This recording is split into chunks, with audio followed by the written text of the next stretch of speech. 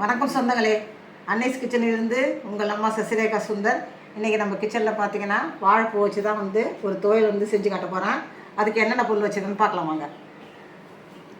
ஒரு பெரிய வாழைப்பூவில் பாதி எடுத்து பார்த்தீங்கன்னா கட் பண்ணி சுத்தம் பண்ணி வச்சுருக்கேன்.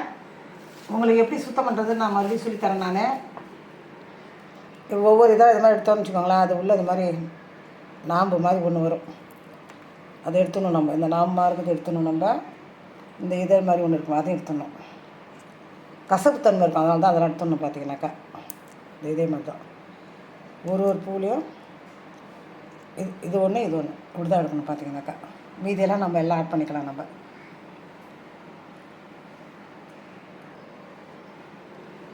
ஒரு பெரிய வாழைப்பூவில் பார்த்தீங்கன்னா பாதியை கட் பண்ணி அலசி வச்சுருக்கேன்.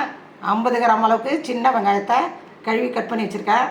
ஒரு 6-7 பூண்டு பல் கட் பண்ணி வச்சுருக்கேன். ஒரு டீஸ்பூன் பார்த்திங்கன்னா முழு உளுந்து, ஒரு டீஸ்பூன் கடலைப்பருப்பு, ஒரு 4-5 காஞ்ச மிளகா, கொஞ்சமாக புளி. இந்த துவையலுக்கு பார்த்திங்கன்னா புளி சேர்க்கணும் கண்டிப்பாக. கொஞ்சமாக புளி, கொஞ்சமாக உப்பு. இவ்வளோ தான் மொத்த பொருள்.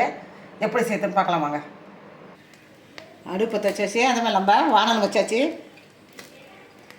கொஞ்சம் தாராளமாக எண்ணெய் ஊற்றிக்கணும். எல்லாம் வதங்குற அளவுக்கு கொஞ்சம் தாராளமாக நம்ம எண்ணெய் ஊற்றிக்கணும். எண்ணெய் காஞ்சிட்டு உளுத்தம்பருப்பு ஆட் பண்ணிக்கலாம்.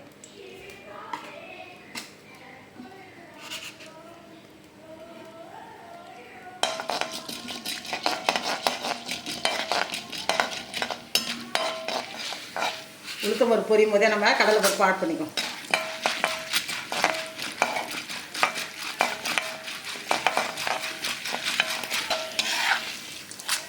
உளுந்து பார்த்திங்கன்னா கடலை பருப்பு நல்லா சேர்ந்துச்சு. வெங்காயத்தையும் சின்ன ஆட் பண்ணிக்கலாம்.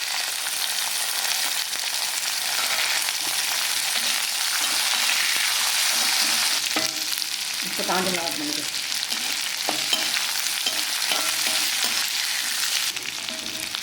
இப்போ வாழைப்பூ இருந்தால் ஆட் பண்ணிக்கலாம்.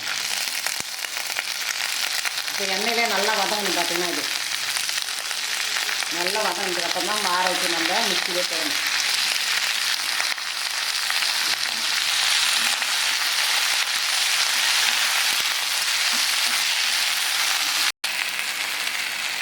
புளி இதில் ஆட் பண்ணிக்கலாம். தேவையானக்கு உப்பு இதில் ஆட் பண்ணிக்கலாம். சும்மா ஒரு நிமிஷம் வதங்கினா போதும். நல்லா வதங்கிட்டு 1 நிமிஷம் வதக்கிட்டு நம்ம கேஸ் ஆஃப் பண்ணிட்டு ஆற வச்சு மிக்ஸி ஜாரில் போட வேண்டியது. இப்போ வாழைப்பூ வெங்காயம்லாம் பார்த்தா நல்லா வதக்கியாச்சு. வதக்கிறது பார்த்திங்கன்னா நல்லா ஆறியாச்சு. ஆறினதை நம்ம மிக்ஸி ஜாரில் இப்போ போட்டு அரைச்சி எடுத்துன்னு வந்து வேண்டியது. மிக்ஸி ஜாரில் போட்டு நல்லா அடித்து எடுத்துன்னு வந்துட்டோம். நல்லா பேஸ்ட் ஆகிடுச்சு. பார்த்தீங்கன்னா அந்த வாழைப்பூ துவையல் ரெடி ஆகிடுச்சு. ஒரு தாளிப்பு ஒன்று போட்டு வேண்டியதாக இருக்குது.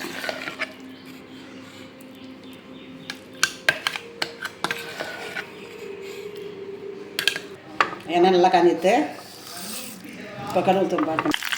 காய்ச்சிட்டோம். இதை இப்போ நம்ம துவையல் ஊற்ற வேண்டியதான். நம்ம அன்னைஸ் கிச்சனில் பார்த்தீங்கன்னா இன்றைக்கி வாழைப்பூ துவையல் ரெடி ஆகிடுச்சு. இது பார்த்திங்கன்னா ரச சாதம், தயிர் சாதம் எல்லாத்துக்கும் நம்ம தொட்டு சாப்பிட்லாம். சூப்பராக இருக்குது. பார்த்தீங்கன்னாக்கா அந்த புளிப்பு, காரம், உப்பு எல்லாம் நம்ம கரெக்டாக ஆட் பண்ணோன்னு வச்சுக்கோங்க, நல்லா அருமையாக வரும். இது செஞ்சு பார்த்துட்டு எனக்கு கமெண்ட்ஸில் சொல்லுங்கள். லைக் பண்ணுங்கள், ஷேர் பண்ணுங்கள், கமெண்ட் பண்ணுங்கள். மறக்காமல் என்னுடைய அன்னைஸ் கிச்சனுக்கு சப்ஸ்கிரைப் பண்ணுங்கள். தேங்க்யூ.